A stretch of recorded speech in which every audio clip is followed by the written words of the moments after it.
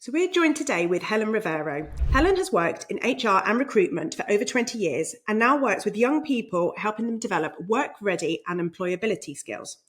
With so many of our young followers working out post-school options, college applications, scholarships, job applications, we thought it would be really great to have a chat with Helen today to get some tips and tricks on how to get the best chances. So Helen, over to you. Can you tell us a little bit more about yourself and what you do?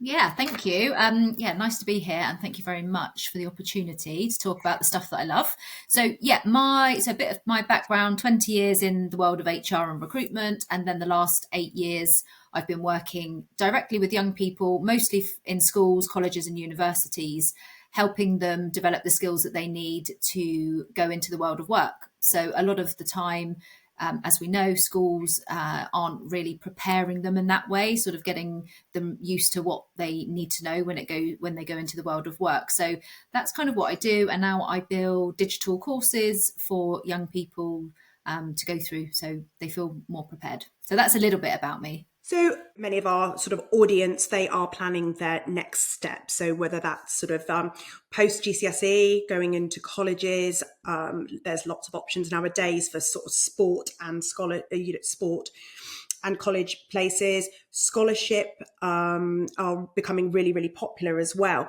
So I suppose really the question is like, how do these young people stand out from the crowd when they're going into a very, very busy kind of marketplace with lots of people going for the same opportunities? Yeah, and it's a really good question. And I think it's so relevant to wherever that young person is, or in fact, anybody looking for a role or a change. It is such a competitive world that we live in, because it becomes really global. It's not just about living in the place that you're living in now, you're competing with people all around the world. So I guess there are lots of things that young people can do, but I think I would say I've got sort of three top tips. So shall I go through what they might look Yeah, like, because I please think that do. will Yeah. probably be helpful for the audience, and especially any parents that are listening and thinking, what can I do with the young person that I've got and how can I help them? So I think the first one for me is always around developing self-awareness. So, you know, making sure that any application, whatever that looks like, is authentic. And that starts with knowing who you are. So knowing what your strengths are, what your areas of development are, what you're good at, really focusing in on what kind of impact you want to make in whatever area it is. And one tip is really useful is kind of coming up with one sentence that really sounds authentic to you. So that would be like tip one. So getting to know who you are. Okay, so when you say sort of one sentence, that's something that you could think about yourself, or is that something that maybe you could ask others, those that are really close to you? Perhaps would you suggest that's a good plan to ask somebody else, what do you think about me, in the nicest Yeah. possible way? Yeah, I think it's really tough, isn't it, when as an adult, get asked that question, tell me a bit about yourself, which is quite a common interview question. But you're right, and I think if you can ask your parents or people that are close to you, family members, maybe your friends, you could just ask them, if you could describe me in 3 words, how would you describe me? Or what do you think I'm good at? Or are there areas that you think I could improve in? That people around you are really observant, and sometimes we don't always see it ourselves. So it's a really good starting place if you just get stuck, with a pen and pencil and you're like, I don't even know what to write. Just start asking some people that you know. Yeah, I mean that's great advice. Even as an adult, and I kind of know who I am and what I like. I think if somebody asked me that question on the spot, I would be like, I have no idea. So yeah, that's great advice to ask those around you who are probably far more able to give you that answer really easily than try to work it out yourself. Okay, so that takes us to top tip number two. Yeah, so top tip number two, and this is something that is really tricky for young people, because when they are applying and if they're looking for even part-time work, or a lot of the time they don't have work experience. So that's quite tricky when it comes to writing a CV. But what I would say is just have a think about the things that you do in your area. So if you're working or you're playing sport or you're doing anything outside of school or maybe inside of school, think about the opportunities that you have. It could be volunteering at the school fair, after school with coaching in your area of expertise, maybe a side hustle, something that you do at home where you're really sort of able to demonstrate, that you're using your initiative. You might not have work experience, but actually this is what I'm doing. So does that make sense? That Yeah, it does. So when you say a side hustle, could you include something, maybe you sort of sell your used clothes and shoes on Vinted? Is that classed as a side hustle? Yeah, I Yeah. think so. I think that really shows an element of entrepreneurship, just thinking of ways in which you can, make money or offer a service or a solution to something, most definitely. But I think, if you really want to sort of keep it simple, you're probably already doing it. So just think about, what am I doing? Am I offering to help? Am I volunteering? What experience could I showcase on an application or a job in the future? So I think sort of a lot of our listeners they are very focused on their sport. So life for them is probably kind of go to school, train, play matches, repeat. So they probably don't actually think or know that well, they don't volunteer, they don't do other things. So I suppose it's really digging a bit deeper. If you're at a club, are you helping the coach? Are you putting the goals out? You having fundraise for the club? Are you doing something with the younger ones? There probably are things. I think you've probably just said it. You probably are doing things without even realizing, and those are obviously all be valid points to make for somebody that they could sell themselves through that. Definitely. And, employers, having sat on that side of the fence when you're interviewing people, employers don't necessarily, they know that young people don't have lots of work experience, but what they're looking for is initiative. So if you can find ways where you've used your initiative in those examples that you've just given, and one other tip is, often you have a CV when you apply for a job, but a lot of the time you're writing applications. So it's always really useful to keep a document other than your CV with those examples in, that you can kind of just pull copy from your document where you've noted all of those things that you could pull into an application form. So it's very useful doing that. So yeah, write it down, Yeah. think about those things. And I suppose one more sort of follow-up question to that before we go to top tip number 3. If you haven't got anything, is it too late to start doing something?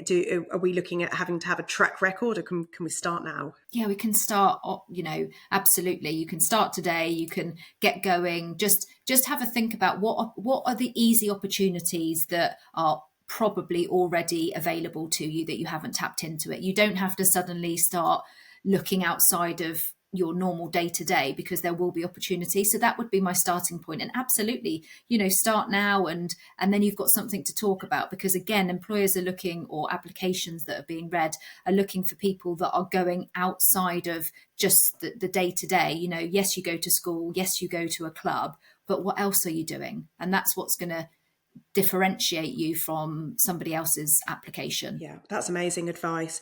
So top tip number 3.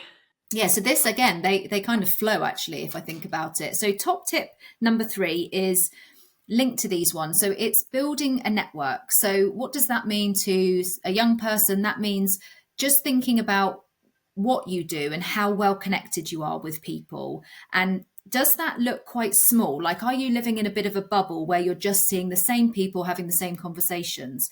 And what my challenge for you, really, if you're listening or parents are listening, is get your young person, or if you're listening as a young person, go somewhere different, have some different conversations, connect with people that maybe inspire you, or you're interested in talking to them about an opportunity. Start having conversations and start asking some questions, because that's a really good and useful way of just building your network, because opportunities come from people that you're networking with, and a high percentage of opportunities, whether that's jobs, come from your network. And if it's small, like I said in my top tip 2, if that bubble is quite small, then you're going to limit the opportunities. And one thing to also remember, and I talk about this in some of my courses, is that don't just apply for jobs on job boards like Indeed and places like that, because you're going to be inundated with other applicants also applying for it. You need to get out, you need to go to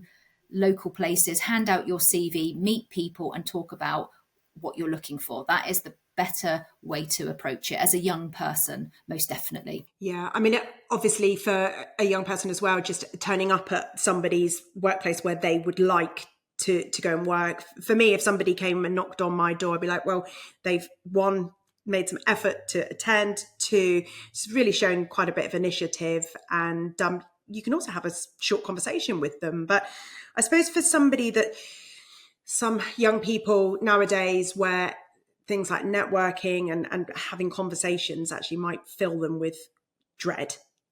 And we know that young people will spend more and more time behind screens and things are communicated via text and email. Where do they start? What's a conversation starter? How do they get themselves into that position where they can then actually shine and give themselves a chance to really sell themselves? Yeah, and it is tricky. Don't get me wrong. I know, and I don't think COVID really helped with sort of that in terms of people getting outside of their house and off their screens 100%. But shyness and not asking questions or not having conversations is really limiting.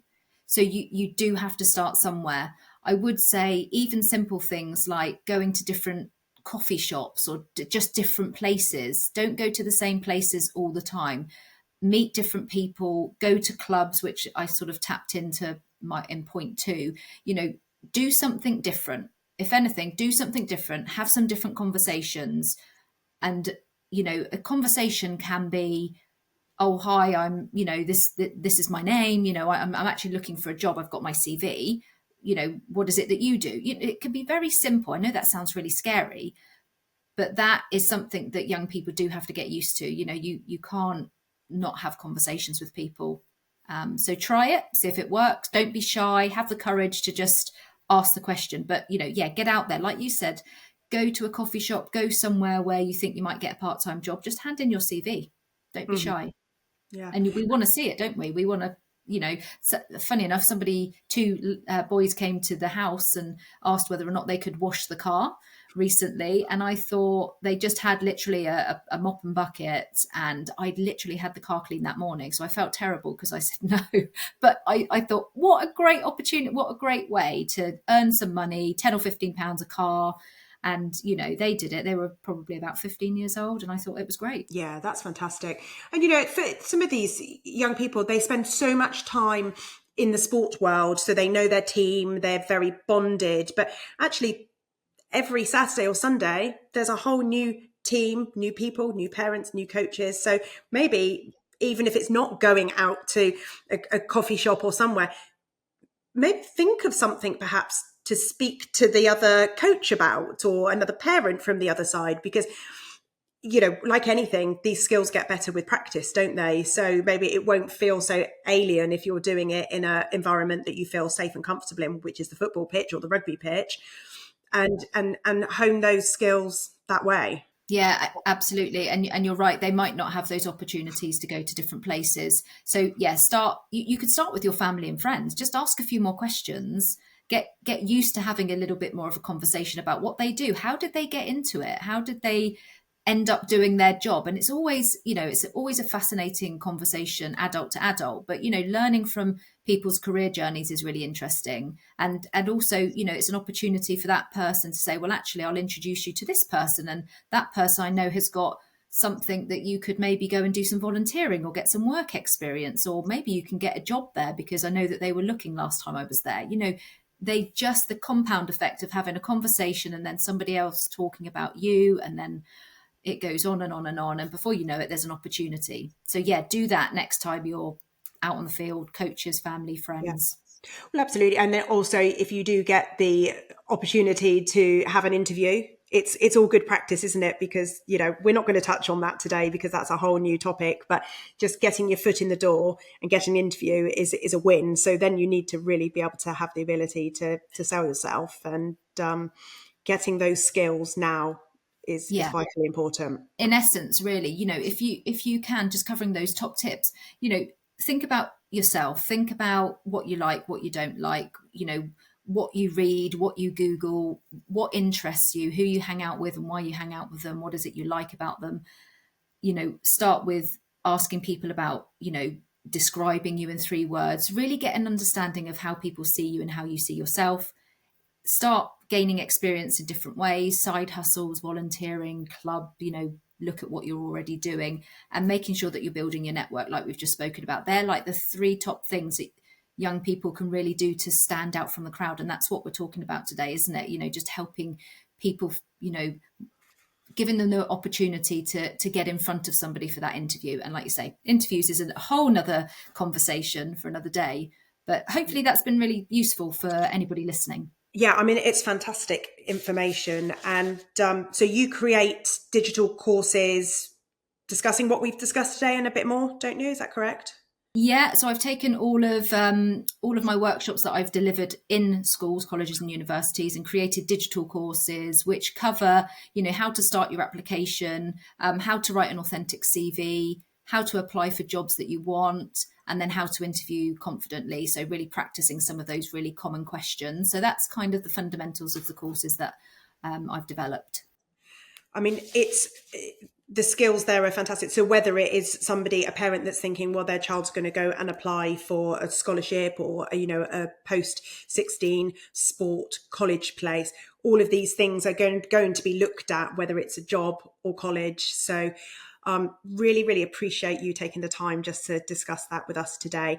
And we'll pop something in the description, which will direct people to you, to your professional pages and to your courses if you want to explore Helen's work further. So thank you very much for your time. Oh, thanks, Emma. It's a pleasure. And yeah, lovely to be able to offer any advice and everything like that. So thanks again.